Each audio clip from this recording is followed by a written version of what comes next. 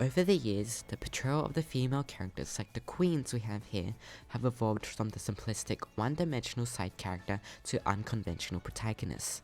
Such characters now revolve around more autonomous and self-assured personas that were often rejected in historic literature. However, despite the power disparities in gender, love remains to be a canonical factor throughout romance tropes. By conforming to their worlds, audiences view female protagonists opposing the contextual issues that often reflect authorial comments and critiques. As we examine characters who invoke changes in society, we consider the complex nature behind functioning and conflicting relationships.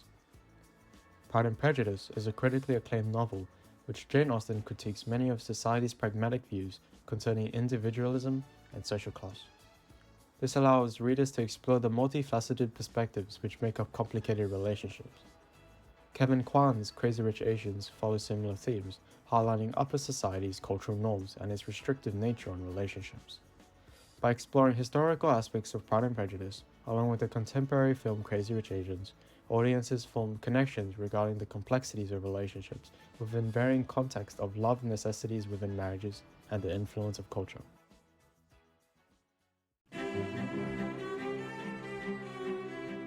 Love is proven to be one of the most profound emotions known to us. Its ability to connect people of all cultures from around the world reveals how love is perceived in different contexts. The connection of love and its rivalry against societal norms found in Pride and Prejudice and Crazy Rich Asians reveals the complex nature of relationships. If you were to marry someone right now, what would you look most for in that relationship? Is it love, or perhaps personal connection? If I asked you during the Regency era, you would probably say no. Many people of the mid to upper class during this time only considered what the norm was, and that was to marry for financial stability and status. Austen, in critique of the societal values, wrote Pride and Prejudice to comment on the idea that love should be a key aspect within marital relationships. This idea is specifically found in the outcome in the relationship between Elizabeth and Darcy. Elizabeth's rejection of Mr. Darcy's first proposal is a significant scene that reveals her value of love and mutual respect in a relationship. From the very beginning, from the first moment, I may almost say of my acquaintance with you, your manners impressed me with the fullest belief of your arrogance, your conceit, and your selfish disdain of the feelings of others. Elizabeth's critical tone throughout this conversation reveals her views of Darcy as an unagreeable and prideful man. The use of your within the negative connotations in your arrogance, your conceit, and your selfish disdain creates an anaphoric effect that makes her comment more of a personal and direct attack towards Darcy. Like the queen she is, she refuses to accept a marriage devoid of love. However, it is only after when Mr. Darcy's true character is revealed that Elizabeth realizes her true feelings for Darcy, at this point in which she wants to marry him. The situational irony within the line, from the very beginning, contrasts between her criticism and the eventual transformation of Mr. Darcy. It's evident that Elizabeth values true love and mutual connection within a relationship. Through the juxtaposing elements of Elizabeth's initial rejection and her later acceptance of Darcy, we, as the audience, are positioned to view how enduring relationships are a product of growth and understanding. It shouldn't be as simple as marrying at first sight. Elizabeth's firm stance about marrying for love instead of financial stability and status is a heavy critique on the traditional values of Regency England.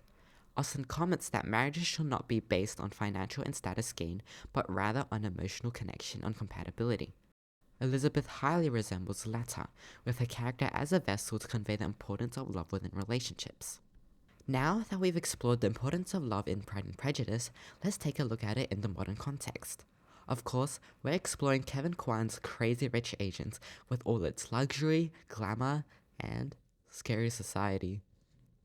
The characters' relationships are highly influenced by the rigid and absurd norms enveloped within the values of their world. Exploring Nick and Rachel's conflict with society provides us with a deep perspective of where love exceeds these values. The gutted dead fish on Rachel's bed is a deranged kind of threat that represents the external pressures of society on their relationship. In a way, Nick's negligence in failing to warn Rachel about the absurdness of society takes fault in putting her in that situation. That I don't care that your ex-girlfriend told me all this crap. Is that you didn't tell me any of it? I screwed up. Why? I really messed up, Why? okay? Were you trying to test me? Why would you do that? I made a mistake. When we first met, you had no idea who I was. who my family were. You didn't care. Yeah, I don't care about that stupid stuff. Well, exactly. You are so different from all of the women that I grew up with. And I love who I am around you. I don't want that to change. And that's selfish, I know. Mm-hmm. And I'm sorry that you had to deal with that on your own. But I'm here now. And whatever happens, we'll get through it together. Dead fish and all. This is the epitome of a perfect husband. I meant apology.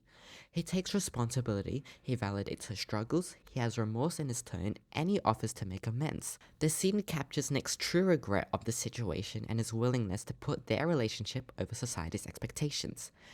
Additionally, the skillful use of a two-shot to frame both characters in the same shot visually communicates to us their reconciliation as a couple.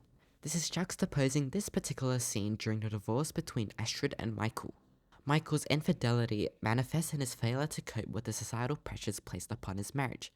As Astrid confronts Michael about his affair, the use of a two-shot reveals how disconnected their relationship is. With the dull interior of the car showing the empty and depressing nature of the scene, as opposed to the warm and whole feeling in Rachel's and Nick's, it highlights the contrasting outcomes of their relationships. Both relationships face societal expectations as a large problem, yet one ends in a divorce and the other resolves in a happy marriage, where one is unable to beat society and the other can because of their love and mutual respect. Here, we are positioned to reflect on the significance of how societal expectations distort our views of love. Kwan suggests that only true love can bridge the gap between cultural and societal norms. The importance of love in a marriage is a critical commentary on how romantic relationships are only possible when they look past the barriers of societal expectations. It is through these themes of love throughout Pride and Prejudice and Crazy Rich Asians that we are able to connect their characters' similar experiences in high society. We can explore the impactful nature of love and its resilience against the conforms of societal expectations that reveals the varying experiences in romance. The differing outcomes of relationships in spite of similar upbringings reveals the complexities of relationships due to contextual values of the world. Now, enough of me. Time to pass it on to my good old buddy. By previously delving into the complexities of marriage, we will reveal how many relationships encompass fundamental flaws that reflect all of his contextual values. This reforms the cultural attitudes towards social class and how class disparity influences complexities behind relationships. In both Pride and Prejudice and Crazy Rich Asians, the cast mainly conforms to the middle and upper class society. Already, there exists a barrier separating any chance of conversing with somebody from a lower class. This is heavily engraved in the culture of high society, where both gentry and generational wealth were custom during these eras. By exploring the effects of culture, audiences are positioned to view the juxtaposing nature of disconnection and courtship seen in varying relationships. Pride and Prejudice upholds these traditions, revolving the characters around landed gentry and aristocracy. Because social hierarchy is so heavily ingrained within society, where the upper class govern and control the economy, audiences can condemn class conflict and push for relationships defined by social equality. This is clear when Austen demonstrates the cultural impacts on relationships through marriage as a means of financial security. The use of satire in Mrs. Bennet's speech, where she discusses Elizabeth's prospect through, "She is a very headstrong, foolish girl, and does not know her own interest, but I will make her know it," is demonstrative of the condition of a maternal relationship. She forces the relationship to become conflicting in nature for the sake of financial security. As such, the lines, "You will never get a husband at all," and "I do not know who is to maintain you when your father is dead," highlights Mrs. Bennet's obsession with marrying off her daughters to the point where she abandons her maternal relationship for social mobility. Audiences view such collapse of relationships as a reminder to confine enduring relationships with aligned values. Austen mocks these traditional customs and the absurdity of violating them through, "I should never speak to you again," and "undutiful children." By juxtaposing cultural principles with individual preferences, Austen clarifies that relationships with clashing ideals will ultimately collapse. As Elizabeth and Mrs. Bennet's conflicting relationship exemplifies this, we can assume that Jane Austen values aligned interests which correspond to functioning relationships. We see this impact of culture when examining relationships that are built on similar ideals. Austen illustrates this through the growing connection between Elizabeth and Mrs. Gardiner, contrary to societal norms that oppose amicable bonds surrounding different social classes. Through the lines, Mrs. Gardiner's caution to Elizabeth was punctually and kindly given on the first favourable opportunity of speaking to her alone, honestly telling her what she thought. We consider how characterization highlights Mrs. Bennet's maturity in this relationship. Punctually hints at her adept social status as someone who empathizes with Elizabeth's situation, while the diction of honestly and kindly caters towards personal integrity, opposing cultural standards in society. Instead of following traditional customs, Austen places value on individualism rather than social class. As a result, she gathers the awareness of audiences to consider female assertiveness as a conventional norm against patriarchal societies, whilst also alluding to societal issues surrounding misogyny and gender inequality. However, rather than directly opposing socio-cultural norms, Austen capitalizes on the effect of compatible interest as a consequence of culture. Furthermore, throughout the conversation, Elizabeth's reflective and determined tone in "he shall not be in love with me if I can prevent it" is demonstrative of her empathetic attitude towards Miss Bennet's advice. This contradicts her maternal relationship, which reflects the varying impacts of traditional versus individualistic customs. As Elizabeth reflects on the advice provided and is determined to act on such, audiences can see how much value Elizabeth places on her aunt's opinions as opposed to her mother. By juxtaposing female and marital relationships, Austen stresses on quality relationships rather than those built on wealth and class. This is seen through her beliefs that social class does not necessarily command authority. Rather, her emphasis stems from one's mannerisms and merit. In doing so, Austen figuratively tears down the confines separating middle and upper class, emphasizing individuality rather than social status. By analyzing the enduring impact of culture across various mediums of literature, audiences can form connections through enduring complexities behind relationships. This is evident within the traditions of contemporary elite circles presented through the film Crazy Rich Asians.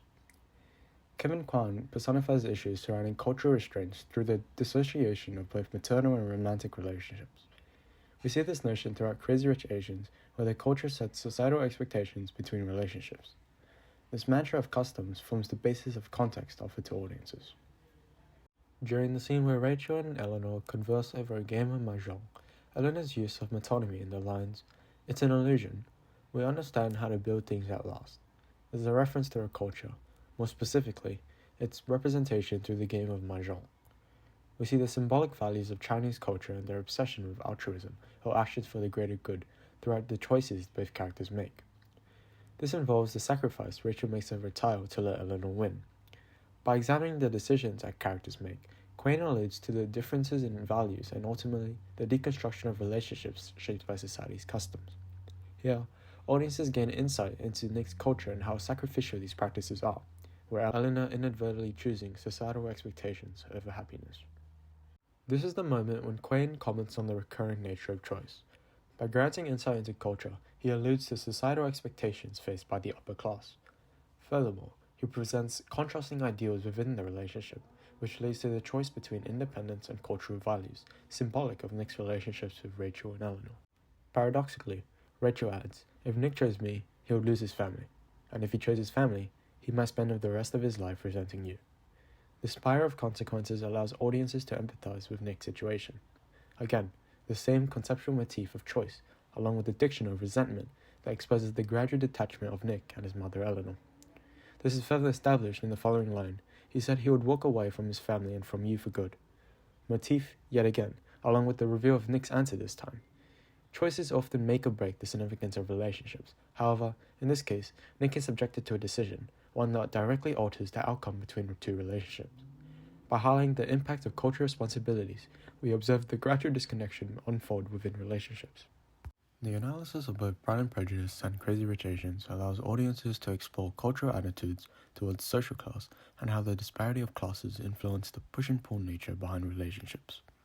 Overall, when we examine the enduring contextual values of individualism and culture, audiences are exposed to the complex nature behind functioning and conflicting relationships shaped by composers. This is highlighted within Pride and Prejudice and Crazy Rich Asians, where we explore the connection of love and how its rivalry against societal norms reveals numerous experiences. Furthermore, the cultural attitudes towards social class and its influence on the juxtaposing nature of disconnection and courtship seen in various relationships.